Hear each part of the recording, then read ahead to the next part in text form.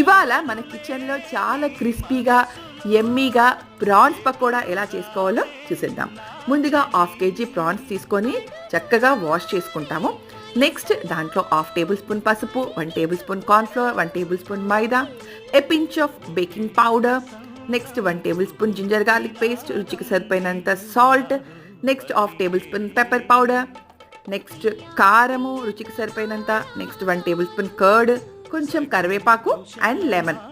ఇవన్నీ వేసుకొని ఒకసారి మిక్స్ చేసేసుకొని మనం దీన్ని 1/2 అవర్ మ్యారినేషన్ చేసి పెట్టేసుకుంటాం. 1/2 అవర్ మ్యారినేషన్ అనేది చాలా ఇంపార్టెంట్ అండి, అప్పుడే మనకి క్రిస్పీగా వస్తుంది. నెక్స్ట్ ఒక కడాయిలో మనము ఆయిల్ హీట్ చేసుకొని మీడియం టు లో ఫ్లేమ్లో మనం కాల్చుకోవాలి. అంటే హై ఫ్లేమ్లో కాకుండా సిమ్లోనే కాల్చుకుంటే మంచిగా క్రిస్పీగా టేస్టీగా యమ్మీగా మన ప్రాన్స్ పకోడా అయితే వస్తుంది. చూడండి ఎంత మంచి కలర్, ఎంత పర్ఫెక్ట్గా వచ్చేసిందో. Thank you for watching.